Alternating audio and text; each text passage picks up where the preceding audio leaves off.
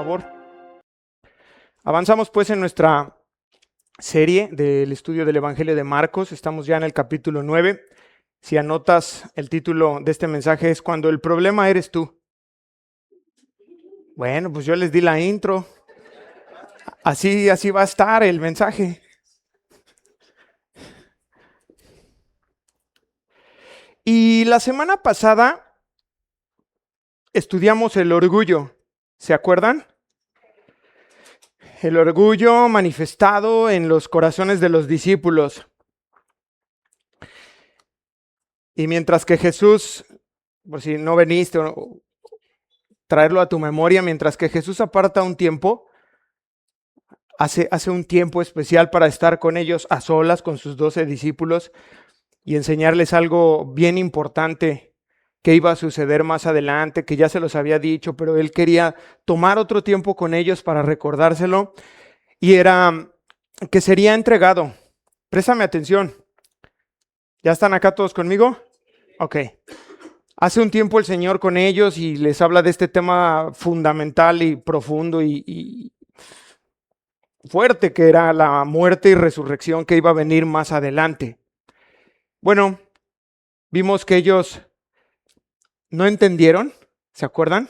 Pero además les dio miedo preguntar. Miren, el orgullo tiene diferentes formas de manifestación en las personas. Te voy a dar solo unos ejemplos porque hay muchísimos. ¿Sí quieres? Aunque te identifiques. Va. Una de las manifestaciones del orgullo en una persona es la soberbia. Cuando uno se cree superior a los demás. ¿Cómo se manifiesta esto? Con desprecio. Cuando alguien está orgulloso, se burla de los demás, o a lo mejor no se burla, pero tiene actitudes que revelan, que dejan ver, no, yo siempre tengo la razón. ¿Cuál es el problema de esto? Bueno, te va a hacer difícil aprender lo que sea. Una materia, una carrera, un diplomado, una especialidad, va a ser un obstáculo en tu vida, porque la persona siente que ya lo sabe todo. Otra manifestación del orgullo es la terquedad extrema.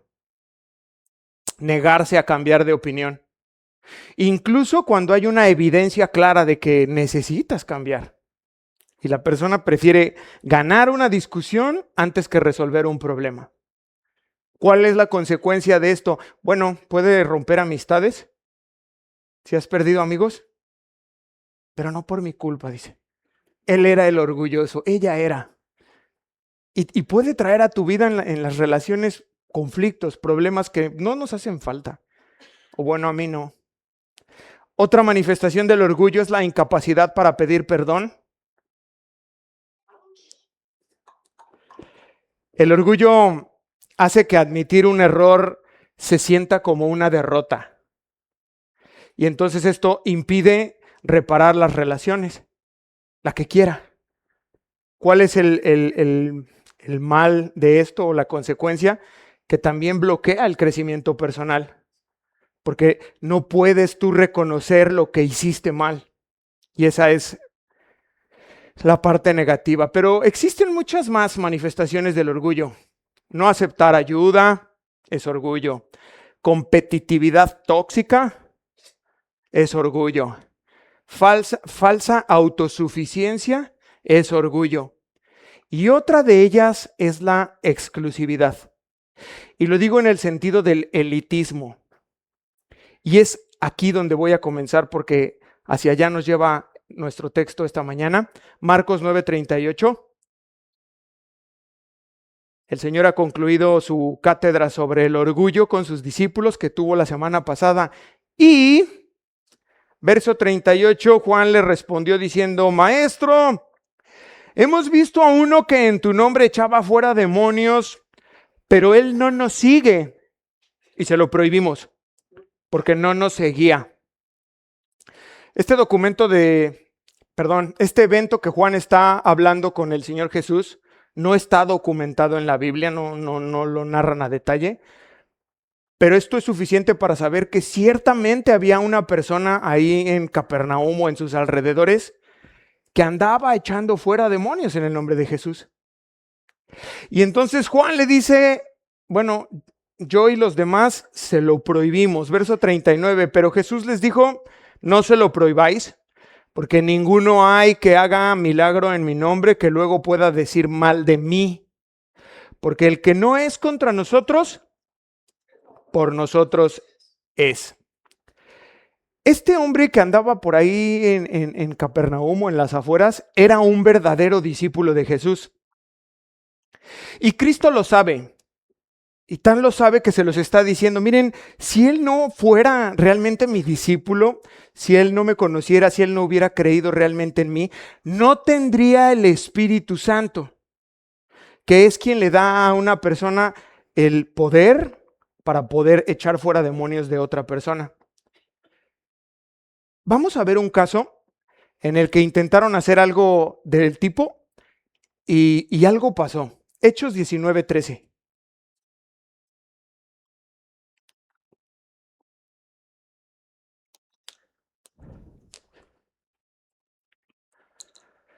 Pero algunos de los judíos, perdón, ya estamos todos, aunque sea acá en la pantalla, pero algunos de los judíos, exorcistas ambulantes.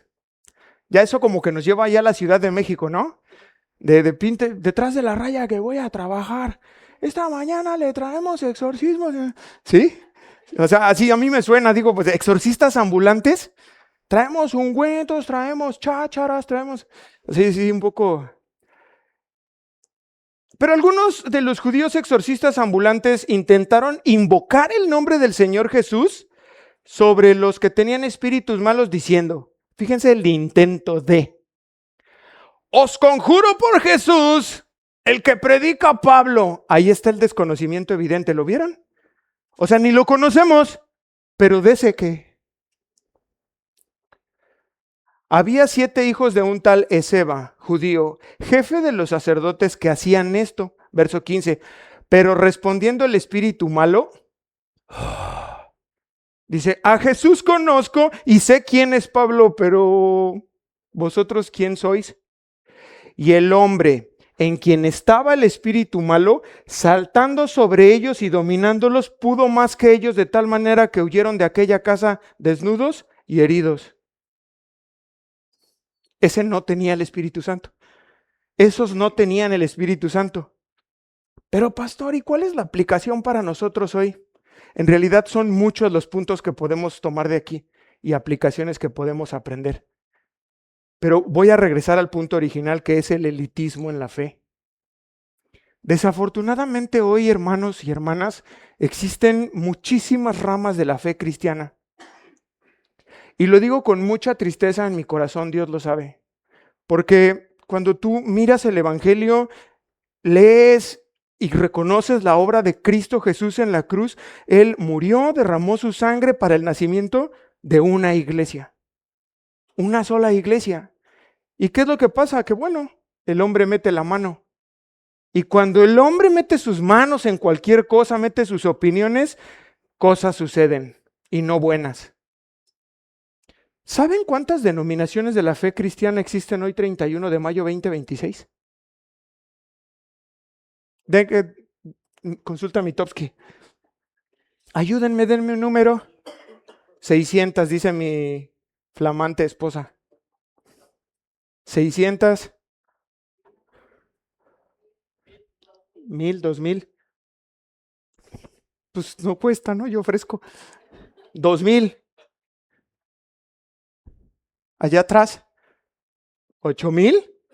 ¿Quién dijo 8000? Dice, no, ahora yo dije, pero no alzo mi mano. Atención. 41,000 denominaciones. Esta cifra proviene de estudios de la Enciclopedia Cristiana Mundial. 41,000 ramas de la fe cristiana. Pues estas que usted y yo conocemos, que bautista, pentecostal, presbiteriano, no es nada. 41,000 denominaciones. Es por este mismo espíritu que movió a Juan que surgen las denominaciones. Personas con esta misma tendencia a pensar por un momento que nadie puede hacer ningún bien a menos que lo haga con ellos y con su denominación. ¿No le parece muy estrecho esa forma de pensamiento? Personas que no conciben trabajar con otras pautas que no sean las suyas. Sin darse cuenta que cuando uno actúa de esa manera en la iglesia, hace de esos mecanismos eclesiásticos su ídolo. Y eso te vela para poder apreciar algún otro mecanismo de otra iglesia que está funcionando, que proviene de Dios y que le da gloria a Dios. Y se quedan incapacitados los líderes y pastores y ministros, porque no, es con nosotros o no sirve. O son herejes, o son mentirosos, o solo aquí se tiene la verdad. No es cierto. Y hay mecanismos muy eficientes en otras iglesias. Y el punto es que dan gloria al nombre de Dios. Y esto debería ser lo que nos mueva a hacer cualquier cosa. Esto no es nuevo en el Nuevo Testamento. Ya había sucedido antes. En el Antiguo Testamento hay un caso muy especial. Vamos a Números 11:24. Eldad y Medad.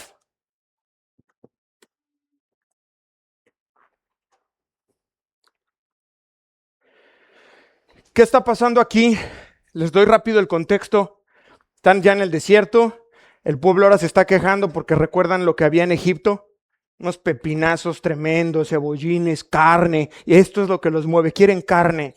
Y Moisés ya está harto, ya está cansado. Y se presenta delante de Dios y le dice, Señor, ¿sabes qué? ¿Por qué me haces esto? ¿Por qué me das a este pueblo? Yo no los gesté. Por favor, ayúdame, está molesto. Y entonces le dice Dios, mira, ve por 70 varones y tráelos a mi presencia. Y salió Moisés, verso 24, y dijo al pueblo las palabras de Jehová y reunió a los 70 varones de los ancianos del pueblo y los hizo estar alrededor del tabernáculo. Entonces Jehová descendió en la nube y le habló y tomó el espíritu que estaba en él y lo puso en los 70 varones ancianos. Y cuando pasó sobre ellos el espíritu, ¿qué hicieron? Profetizaron y no cesaron. 26. Y habían quedado en el campamento, no estaban ahí, se quedaron. Dijeron, lo vemos por internet, ¿no? Y ¡pam! Se conectaron ahí.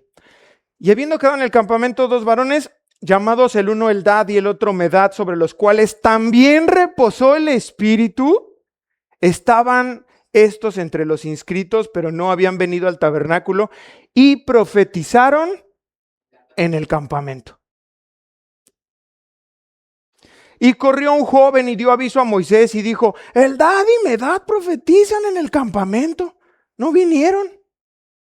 Entonces respondió Josué, hijo de Nun, ayudante de Moisés, uno de sus jóvenes, y dijo, Señor mío Moisés, impídeselos. Impídeselos. Y Moisés le respondió, ¿tienes tú celos por mí? Ojalá todo el pueblo de Jehová fuese profeta. Ojalá, pero no es así. Y que Jehová pusiera su espíritu sobre ellos y Moisés volvió al campamento y él y los ancianos de Israel. Es un asunto de extrema importancia, hermanos. Por este espíritu intolerante como el que estuvo en el corazón de Juan, se escribieron las páginas más oscuras de la iglesia cristiana, evangélica, protestante, por personas así. Es un mal que no viene de afuera, no es un ataque contra la iglesia, surge de adentro de la iglesia, de lo más íntimo de la iglesia. Cristianos persiguiendo cristianos que dicen o nos sigues a nosotros o no trabajas para Cristo. En lo absoluto, no te equivoques, no va a pasar. Si no estás con nosotros y trabajas con nosotros, tú no trabajas para Cristo. ¿Qué les parece? Es lamentable, ¿no cree? Pero está en vigor. Hoy más que nunca que hay tantas iglesias. Tenemos una aquí y otra allá, a metros. Yo digo que como oxos. Muchas, abundan. Pero está en vigor y sobreabundan las denominaciones. Pero no es así, esta no es la verdad. Nuestro texto de hoy nos lo está enseñando Y el Señor nos instruye. Escucha cómo lo dice en Nueva Traducción Viviente. Nadie que haga un milagro en mi nombre podrá luego hablar mal de mí. Todo el que no está en contra de nosotros está a nuestro favor. ¿Cuál es el antídoto para este espíritu intolerante contra las demás denominaciones que pueda haber en nuestro corazón? Evidentemente, número uno, un espíritu de tolerancia, pero además ser generosos. Ese es el antídoto. ¿Qué nos estorba, hermanos? ¿Por qué nos estorba? Que otros simplemente no se puedan adaptar a nuestras formas. Que como iglesia tenemos una visión o una forma de trabajo y como los demás no se adaptan o nosotros no a ellos, seamos tan excluyentes. Tendríamos que poder alegrarnos. ¿De qué, pastor? De ver las obras del mal siendo destruidas. Aunque no sea yo el instrumento, aunque no sea nuestra iglesia ni nuestra denominación. Creo de verdad, sinceramente, que en nuestro corazón debiéramos estarnos regocijando por ver almas salvadas por Cristo Jesús. Aunque otros lo estén haciendo y no seamos nosotros, eso es 1000 veces mejor. Que otras manos estén haciendo las cosas que nosotros no estamos haciendo. ¿Cierto o no?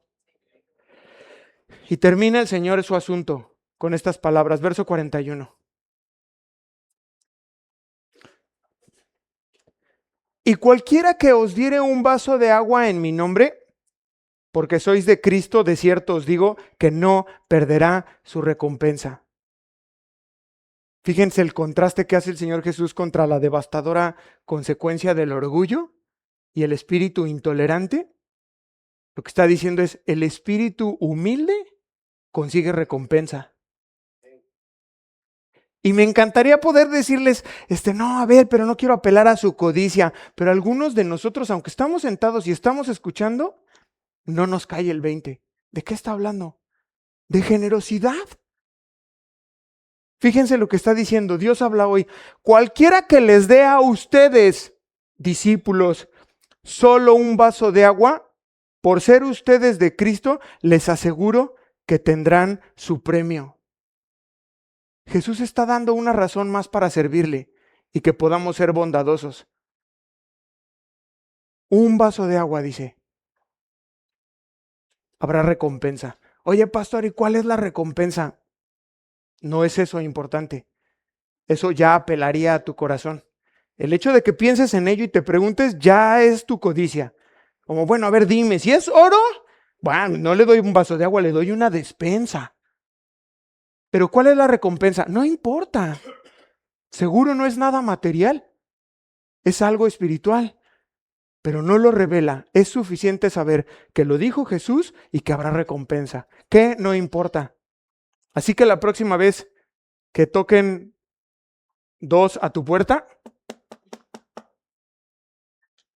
un vasito de agua en el nombre de Jesús. O 4, o los que sean. ¿Podemos hacerlo o no? No, pastor. Verso 42. Cualquiera que haga tropezar a uno de estos pequeñitos que creen en mí, mejor le fuera si se le atase una piedra de molino en el cuello y se le arrojase en el mar. Pausa. ¿Qué les parece esta porción? Esta porción la tenemos que ver a la luz de Marcos 9, 36 y 37, ¿se acuerdan? Con eso terminamos la semana pasada. Está el Señor con sus discípulos y trae un niño y lo pone en medio de ellos y lo abraza y está hablando de ese niño.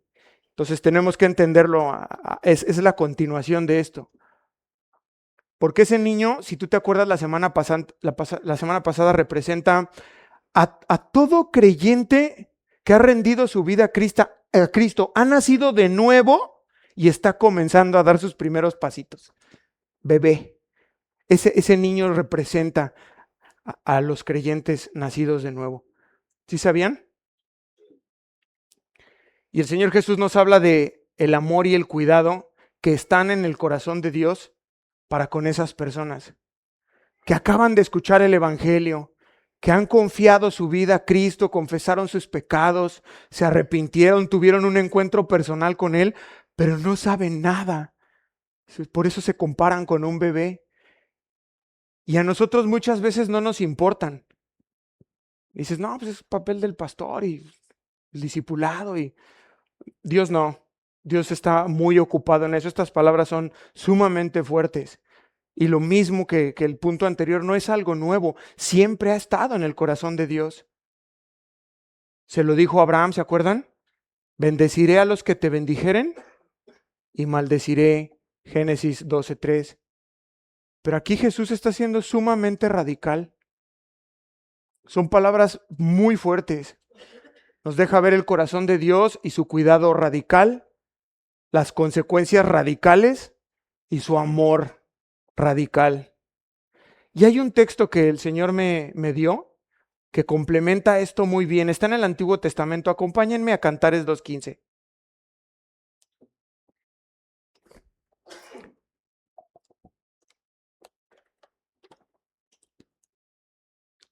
¿Estamos? Cazadnos las zorras pequeñas que echan a perder las viñas, porque nuestras viñas están en cierne. Este texto nos habla de protección espiritual. Esas pequeñas zorras son pequeños pecados o pecados ocultos. No sé si lo han visto en algún documental como Nat Geo o de estos de animales. Son animales muy pequeñitos con su cola como larga, corren muy rápido y son pequeños. Pero lo que el texto nos está diciendo es que esos pequeños animalitos echan a perder las viñas. Pequeños pecados que dañan la vida espiritual de un creyente. No son muchas veces los pecados más escandalosos, hermanos. Son pequeñas cosas que van albergándose en el corazón, en la mente del creyente, pequeños, chiquitines, que parecen inocentes, pero que al final rompen el amor y la comunión de este creyente con Dios. Y eso los vuelve muy, muy importantes. ¿Qué puede ser? Déjame darte un ejemplo. Una palabra hiriente, una pequeña mentira. Nunca pensé que esta pequeña mentira fuera... Bueno, es que las mentiras usualmente son para tapar un problema. Y es como inflar un globo y después tienes que decir otra mentira para tapar la mentira anterior y explota. Pequeñas mentiras. Una raíz de amargura es algo pequeño, pero ahí está, se aloja en tu corazón y comienza a germinar. Y con el paso del tiempo ya no está la presencia de Dios por causa tuya. Porque no hablaste ese asunto con esa persona, no lo resolviste, no quitaste esa raíz de amargura y comenzó a germinar pequeñas zorras. Una actitud de orgullo, el descuido en la oración, pequeñas cosas que terminan levantando una barrera de separación. Y se ve el creyente entonces ya alejado y escucho personas diciendo como es que Dios no me escucha, es que Dios no me responde, pastor. Es que siento que Dios está lejos de mí. Pero todo comenzó con pequeñas zorras. Y la segunda parte del texto nos dice, porque nuestras viñas están en cierne. Nueva traducción viviente dice, porque las vides están en flor, tiernas, nacientes, vulnerables. ¿Se acuerdan el texto que estamos de texto base? Cualquiera que haga tropezar a uno de estos pequeñitos que cree en mí, lo tiene ahí abrazado el Señor Jesús al niño.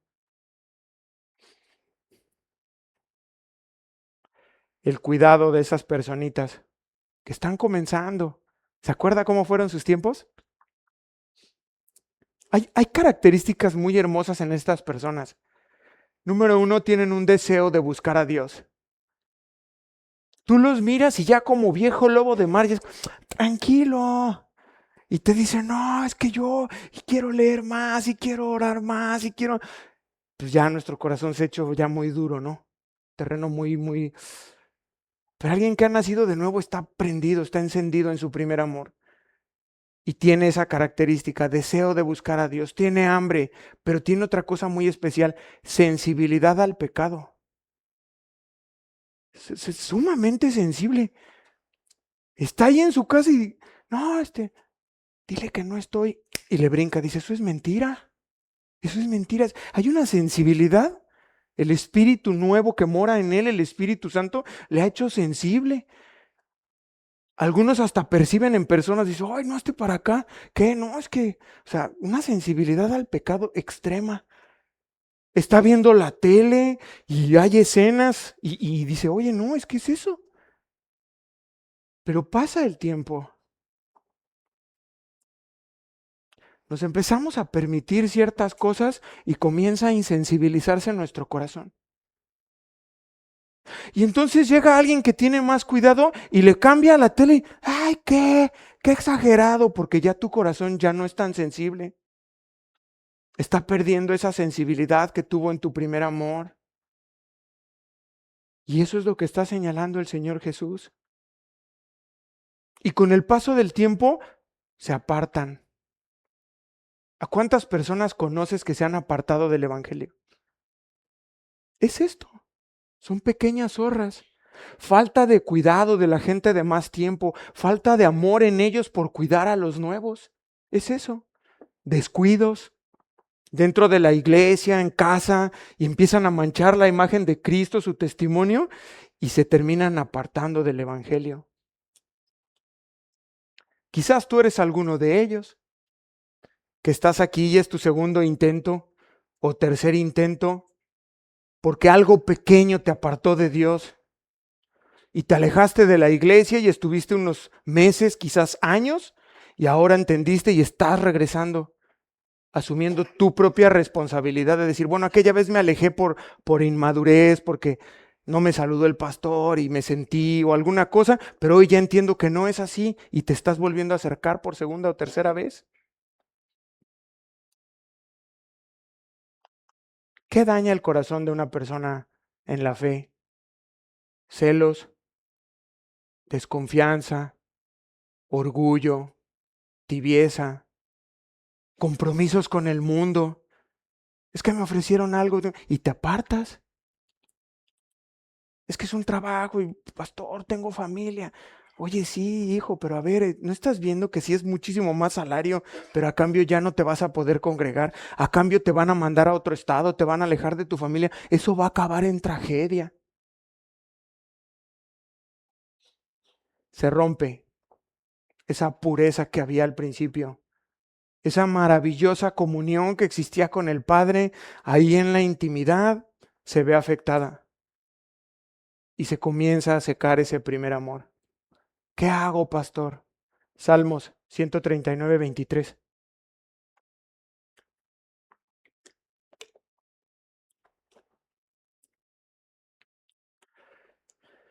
Examíname, oh Dios, y conoce mi corazón. Pruébame y conoce mis pensamientos.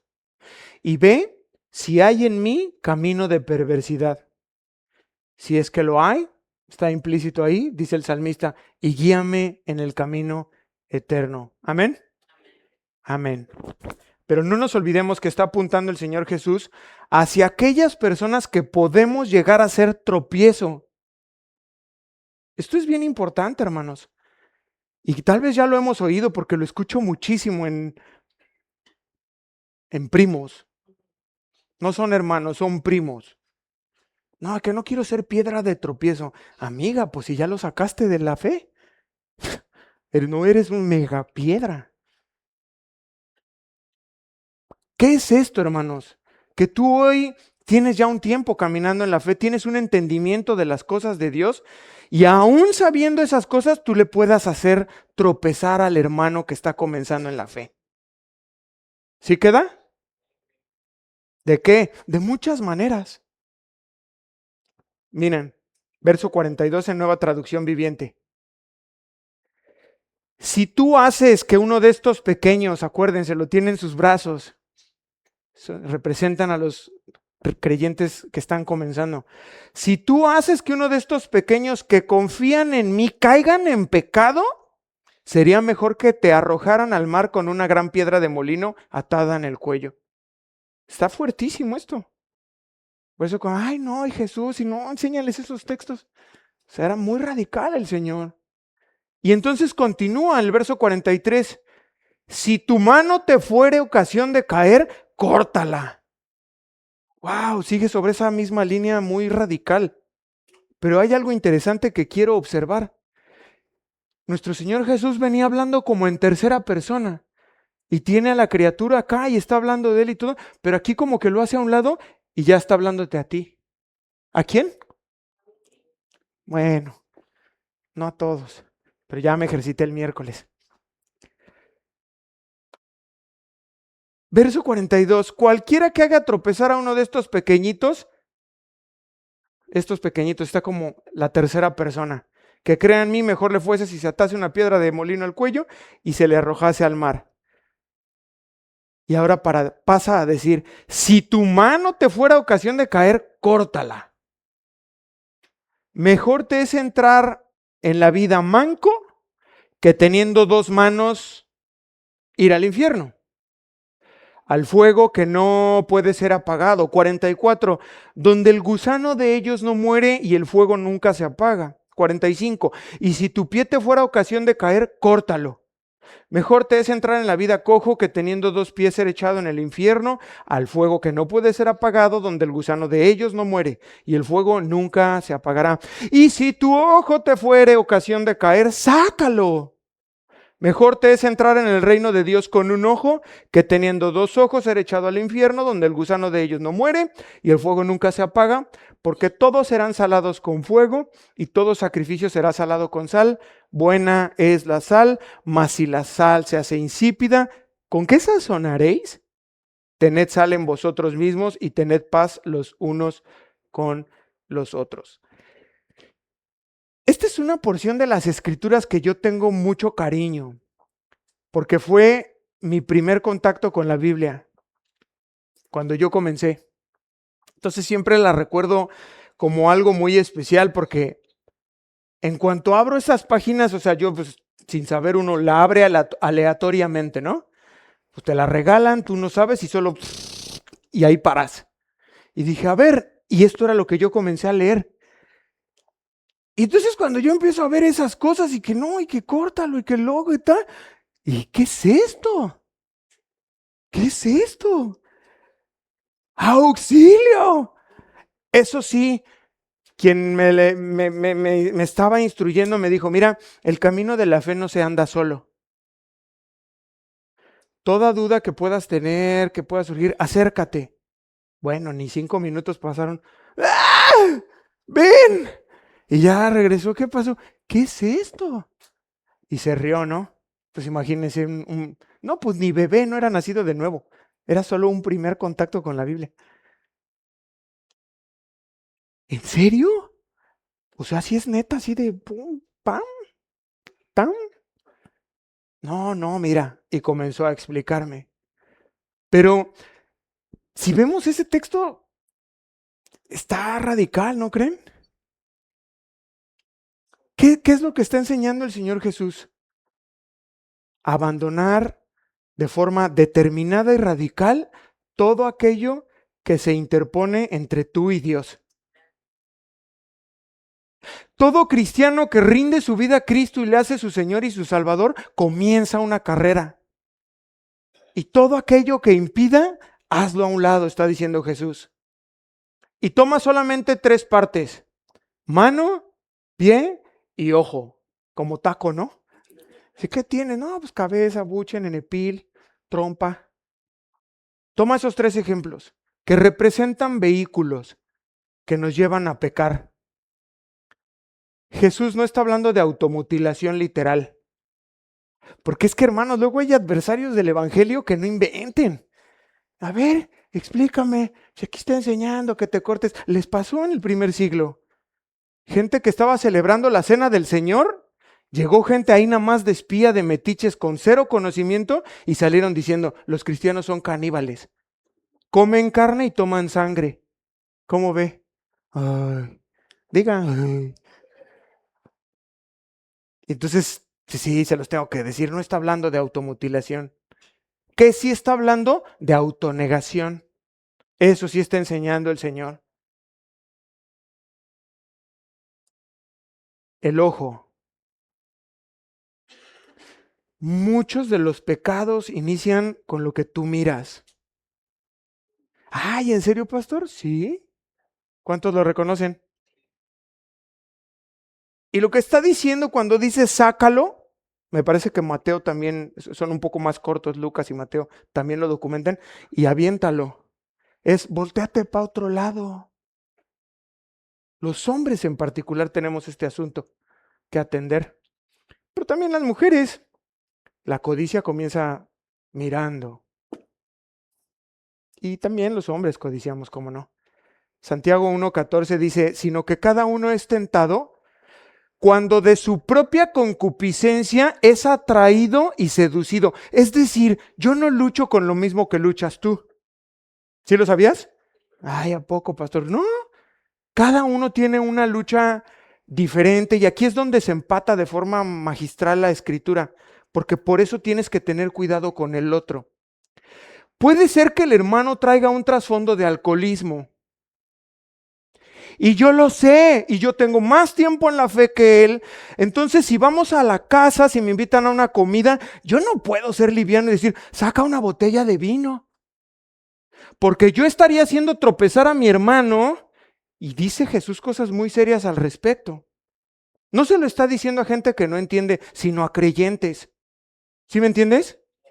Si yo sé que mi hermana, Dios la sacó del infierno y de la prostitución, y ahora en la iglesia estamos planeando ir al cine, yo no puedo llevarla y invitarle con todo el grupo de la iglesia a ver una película de cuestiones sensuales. ¿Sí lo entiende? ¿Y por qué cometemos esos errores tan torpes? Tienes más tiempo en la fe, hermano. Tienes más tiempo en la fe, hermana. Y dice, córtalo, córtalo. Es amplísimo el tema. Pero son creyentes tan egoístas todavía que dicen, bueno, pues qué, pues que el hermano lo supere, que no, tú destápate. ¿Qué es eso? Eso es muy delicado, ¿eh? Muy delicado.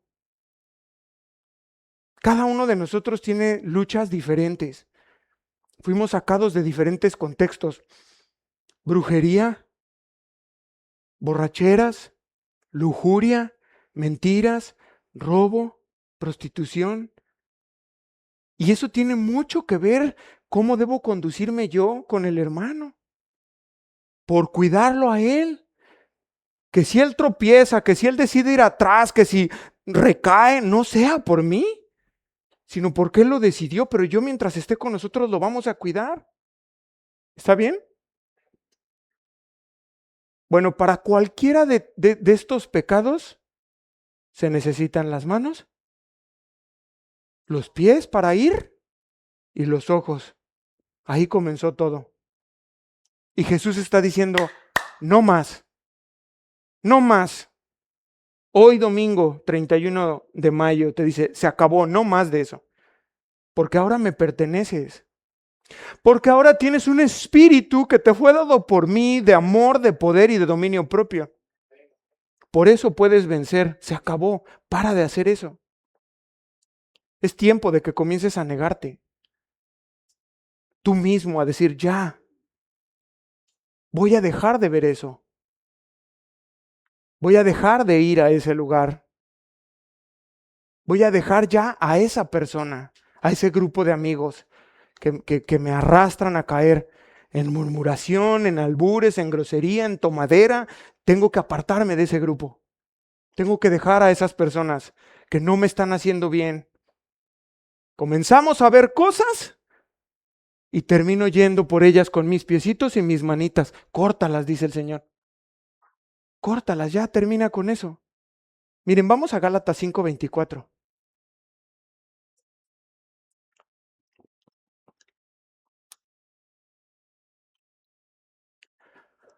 Pero los que son de Cristo han crucificado la carne con sus pasiones y deseos.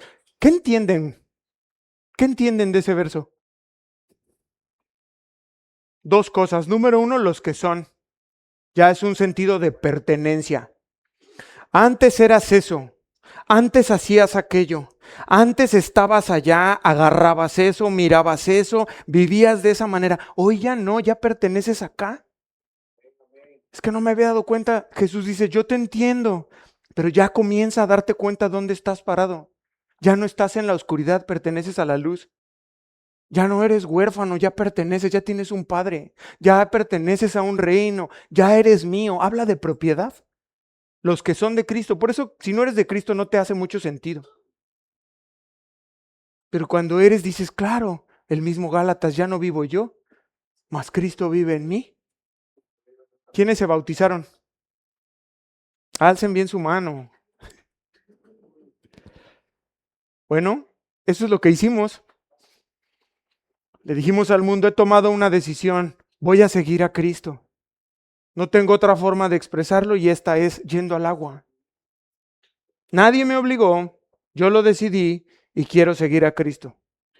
¿Qué más nos dice este texto? Han crucificado la carne con sus pasiones y deseos. He muerto a mi yo. He matado mi ego.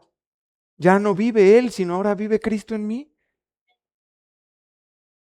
Bien haríamos, hermanos, como Job 31:1. Hice pacto con mis ojos. Y pregunta, ¿cómo pues había yo de mirar a una virgen? El ojo. Desde ahora yo te anticipo, si tú comienzas a vivir de esta manera, como dice Jesús, van a haber burlas. La gente se va a burlar de ti y te van a criticar. Todas las personas de alrededor, familia, amigos, porque ellos por eso consideran locura el evangelio. ¿Cómo? Pues si antes eras el alma de la fiesta. ¿Cómo que ya no tomas? ¿Cómo que ya no sales? ¿Cómo que ya no bailas y bailabas bien suave? Tú nos enseñaste. No le sabíamos a la salsa, pero tú nos enseñaste acá bien. ¿Cómo que ahora ya no bailas? ¿Estás loco? ¿Estás loca? Eso piensan, por eso dice la escritura, para ellos es locura. Te lavaron el cerebro, dicen. Ay, ahí viene el arrepentido, ¿no? Porque pues antes eras el máster de albures. Todos, y, no, tal, y pum, y can, y contestabas. Y, ay, ¿cómo que ahora ya no? Ay, ahí viene el arrepentido. Ya no te quieren en su círculo. Te van a rechazar. Ahí viene el cristianito. Ahí viene el exagerado. Ay, pues ya cállense que ahí viene el puritano. Yo lo viví. Así, ¿eh? Cállense ya. No, ya no digan nada. El santurrón. Pero aplícate como lo hizo Pablo. Miren cómo le escribió a los Corintios. Primera de Corintios 9:27.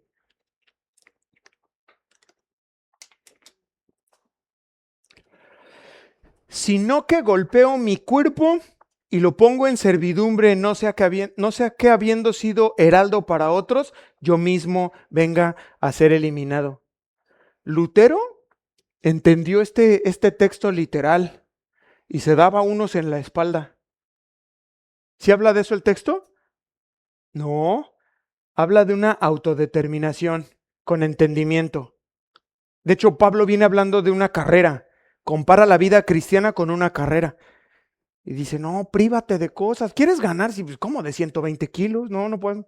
Tus rodillas no te van a dejar. No. Despójate. Quítate las polainas, ponte unos buenos tenis, baja de peso, cuida lo que comes y corre la carrera. Y eso es lo que él tiene en mente mientras escribe esto. Me voy a privar de aquello que me aleje de Dios. Parece nada, hermano, pequeñas zorras. Ay, ¿a poco una serie, pastor? Pero es clasificación. Ahora hay un montón, ¿verdad? B15, C43, D19, ¿eh? Sí, sí, como calibres. Y no, pues esta es una 28, una 48. Ah, no, sí, échala, pásale, reprodúcele. Y ya sales ahí hasta el sueño se te va. No, pues esta es una D45. No, quítale. Trae cosas fuertes. Hay un criterio bien sencillo. No veas algo que no verían tus hijos. Pero ahí está el error. Como no, pero váyanse a dormir y tú le das. Sí, cuando llegan las facturas no nos da risa, pero son esas pequeñas ahorras y te echan a perderla. Conclusión, consideremos este consejo de Jesús. Y digo consejo porque en realidad es un mandamiento. Esto de córtalo y sácalo, es un mandamiento. Pero quiero decir consejo porque al final nos da libertad. Me amo a Jesús por eso. Me cautivó por esa libertad que me dio. No me puso el pie en el cuello y me dijo, me vas a seguir y soy Señor y Salvador. No, sí, Jesús, no. Con convicción yo dije, quiero seguirte, Cristo. Y hoy te da el consejo y te dice, ay tú si terminas esa última temporada.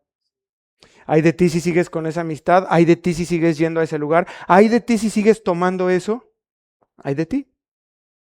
Yo te sugiero que no, que sí tomes el consejo. Como de un médico sabio que te da el mejor consejo, ¿no? ¿Por qué digo esto? Porque el pecado es a la persona interior como un tumor canceroso es al cuerpo. ¿Cómo se trata un tumor canceroso? Con radicalidad, rápido. Yo no conozco a nadie. Ay, pastor, ¿me ayuda a orar? ¿Qué? No, pues tengo un tumor en el cerebro, no, pero creo en Dios y vamos a orar. No, hay prisa por una posible metástasis. El cáncer se tiene que atender con agilidad, pero el pecado no lo tratamos igual.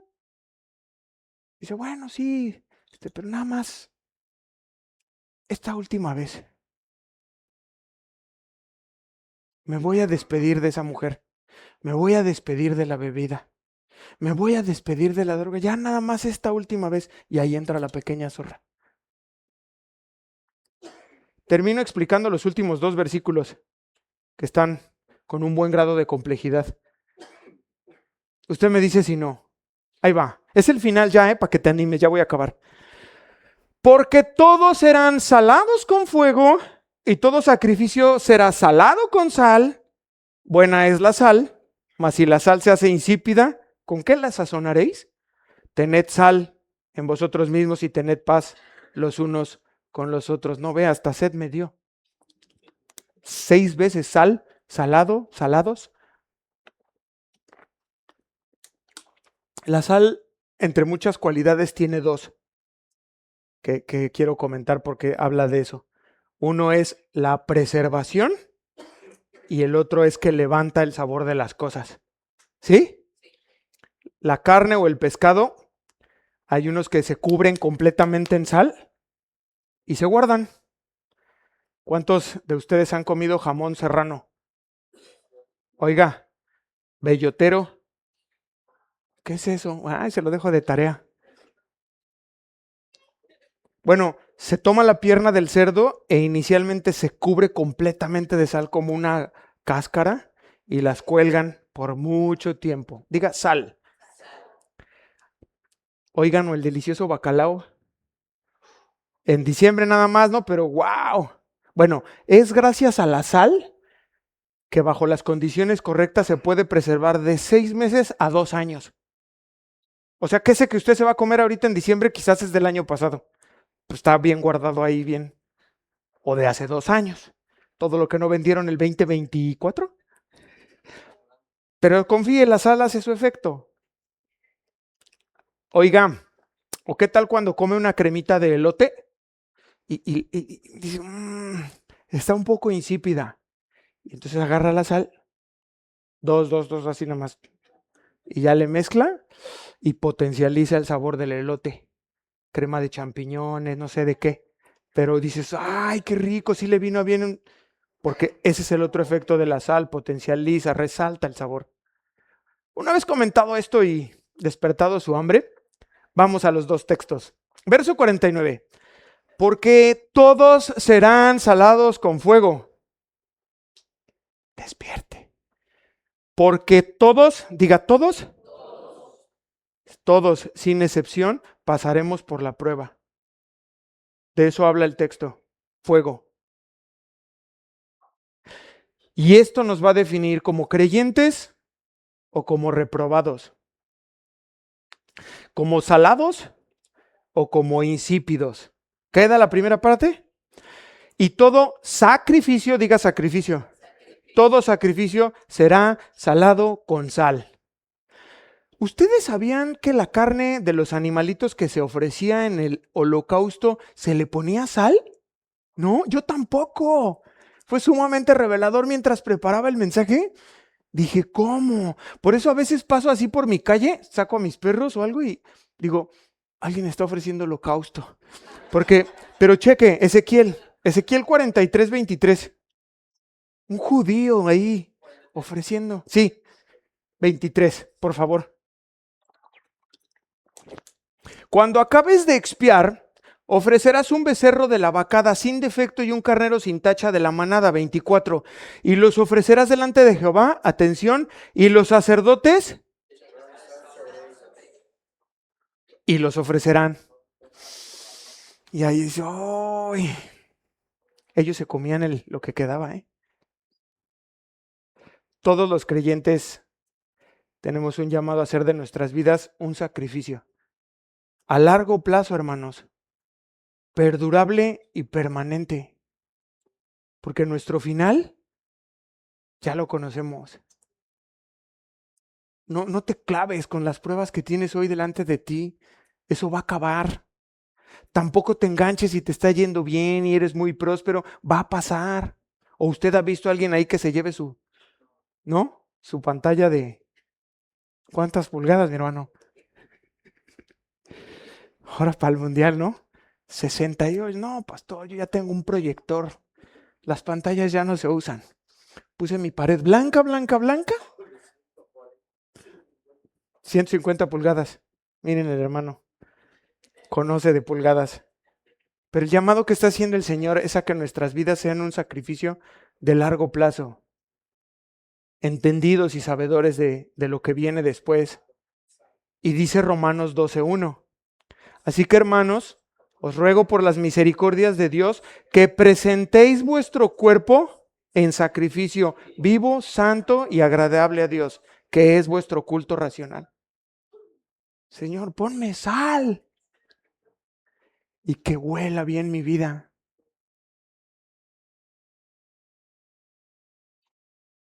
Quiero perfumar tu trono con mi vida. Verso 50, buena es la sal. Mas si la sal se hace insípida, ¿con qué la sazonaréis? Tened sal en vosotros mismos y tened paz los unos con los otros. Tuve que ir a Nueva Traducción Viviente.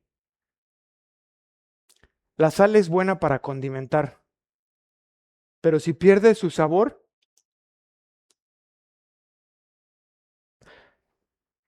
el pastor me gusta mucho cómo predica, pero ¿y si dejara de predicar? ¿Qué pasa si un cristiano pierde su esencia? Pierde su espíritu, pierde su fe, pierde su razón de ser. Y es lo que está diciendo el texto. ¿Cómo la harán salada de nuevo? Respuesta, no se puede. No se puede. Y dice, y entre ustedes deben tener las cualidades de la sal. Y vivir en paz los unos con los otros. El Señor finalmente está cerrando toda la enseñanza que vimos en todo el capítulo 9. Los discípulos estaban preocupados por ser grandes, ¿se acuerdan? Marcos 9:34. Y están tentados a ser elitistas. Marcos 9:38. Pero el Señor está cerrando, diciendo, no, necesitan ser unidos entre ustedes, amarse los unos a los otros, respetarse. Porque ese tipo de orgullo centrado en ti mismo, lo único que va a generar es abusos y descuidos. ¿Sí o no? ¿Hacia quiénes? Hacia quienes son más humildes. Además, va a generar tropiezo y vas a caer en pecado.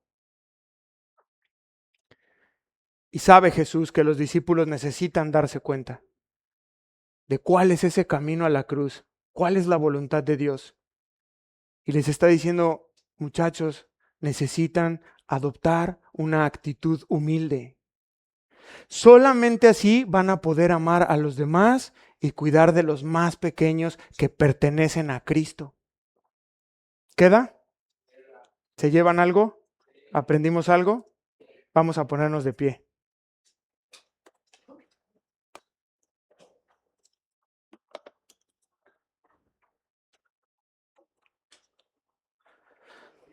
Señor, te doy muchas gracias por tu palabra, Dios. Gracias por tu Espíritu Santo, Padre eterno, Señor Jesús, porque es Él en nosotros quien actúa, Dios. Escuchaba la semana pasada una persona que me decía, gracias por permitirnos estar delante de ti, Señor, haber sido expuestos a tu palabra. Gracias, Señor, porque hoy has hablado a nuestro corazón y seguramente y de alguna manera hemos sido tropiezo para alguien que está comenzando en la fe. Hemos herido su conciencia, hemos cambiado su concepto de la pureza, de la santidad, de lo correcto.